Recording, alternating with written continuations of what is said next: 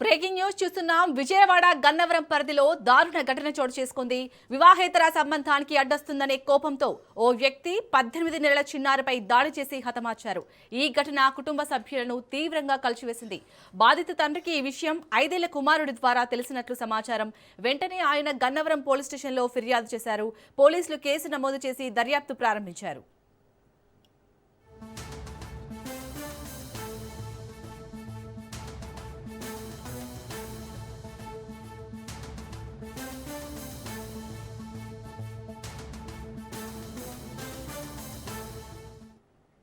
విజయవాడ గన్నవరం పరిధిలో దారుణ ఘటన చోటు చేసుకుంది.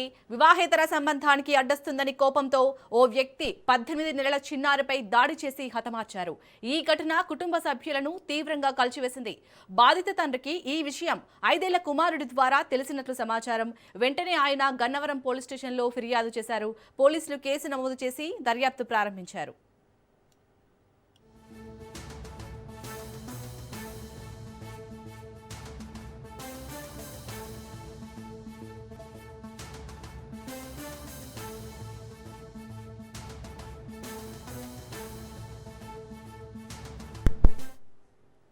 విజయవాడ గన్నవరం పరిధిలో దారుణ ఘటన చోటు చేసుకుంది.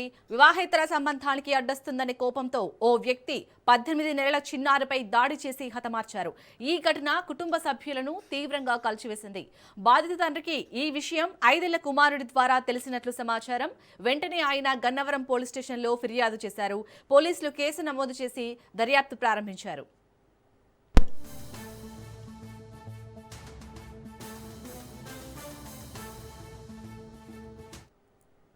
విజయవాడ గన్నవరం పరిధిలో జరిగిన ఈ దారుణ ఘటనకు సంబంధించి పూర్తి అప్డేట్స్ ని మా ప్రతినిధి సాయిబాబు అందిస్తారు. సాయిబాబు, ఈ కేసుకు సంబంధించి పోలీసులు ఏం చెప్తున్నారు? అసలు ఆ చిన్నారిని చంపిన వ్యక్తిని పోలీసులు అదుపులోకి తీసుకున్నారా?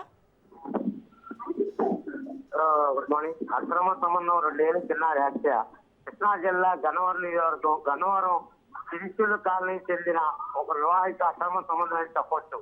కన్నబిడ్డ ప్రాణాలు బలితీస్తున్న వైను గన్నవరం చిరుచుల కాలనీ చెందిన మహిళ అక్రమ సంబంధం బయటపడి 2 నెలల క్రితం నుండి భర్తకు దూరంగా విజయవాడ సత్యనారాయణపురం పుట్టింటి వద్ద పిల్లలతో ఉంటున్న మహిళ తన భర్త స్నేహితుడైన కనజం వంటి 26 మహిళ అక్రమ సంబంధం ఇదివరకే నేర చరిత్ర కలిగిన కనీసం వంటి అక్రమ సంబంధం బయటపడుతుండటంతో విజయవాడ సత్యనారాయణపురంలోనే ప్రియుడితో వివాహ సంబంధం కొనసాగుతున్న మహిళ ప్రియుడితో గొడవ జరుగుతున్న తరుణంలో 2 సంవత్సరాల పాపను కొట్టి చంపిన ప్రియుడు 5 సంవత్సరాలు తన కుమారుల ద్వారా విషయం తెలుసుకున్న తండ్రి గన్నవరం పోలీస్ స్టేషన్ లో ఫిర్యాదు చేశాడు.